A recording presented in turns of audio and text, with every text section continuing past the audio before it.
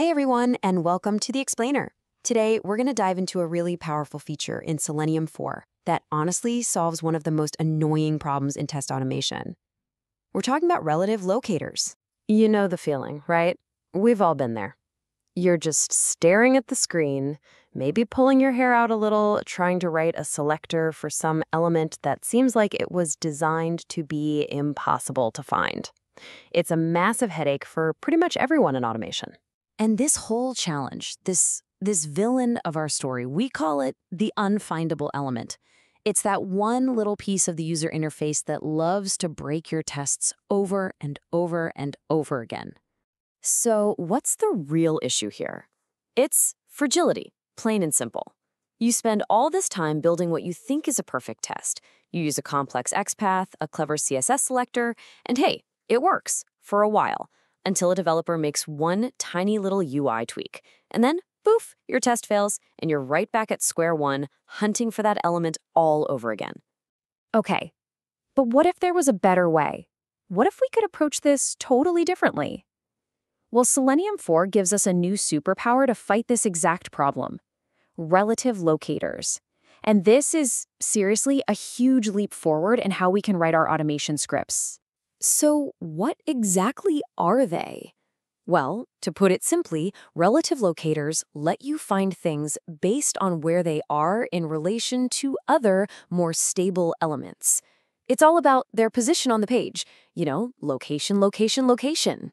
The absolute best way to get your head around this is to realize it lets you write instructions the way a person would. Instead of some crazy long, complicated selector, you can basically just tell Selenium, hey, see that password field? I need the input box that's right above it. It's so much cleaner, way more intuitive, and you'll see it's incredibly effective. Okay, so how does this actually work in the code? Well, Selenium gives us this handy little toolbox with 5 specific methods we can use. Let's take a look at them. And the best part is just how simple and, well, obvious these methods are. Above, below, to left of, and to right of, they do exactly what you think they do. And then you've got near, which is perfect for when you just need to find something that's, close by. Now, that near method is interesting.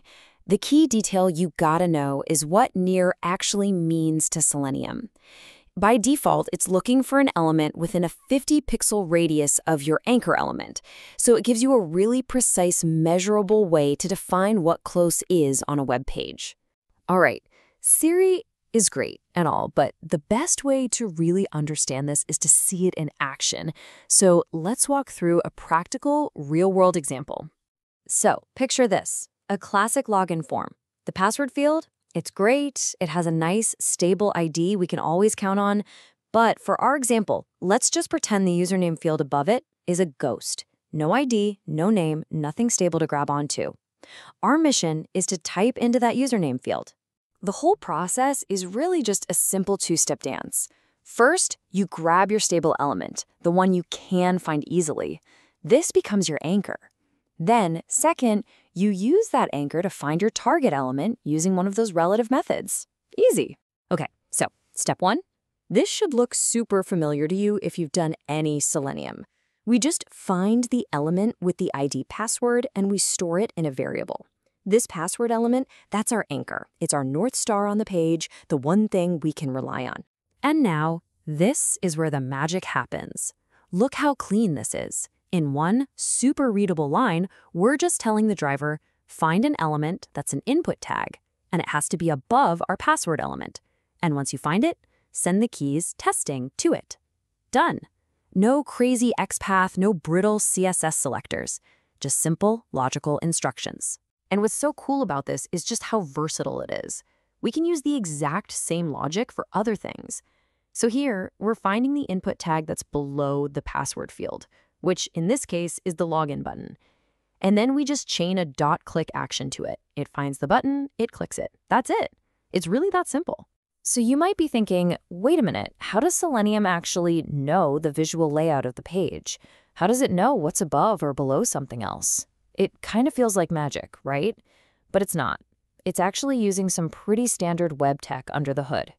The secret sauce here is a built-in JavaScript function called getBoundingClientRectangle.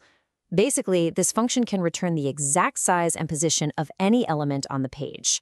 So Selenium just calls this function behind the scenes to map everything out and figure out all those spatial relationships.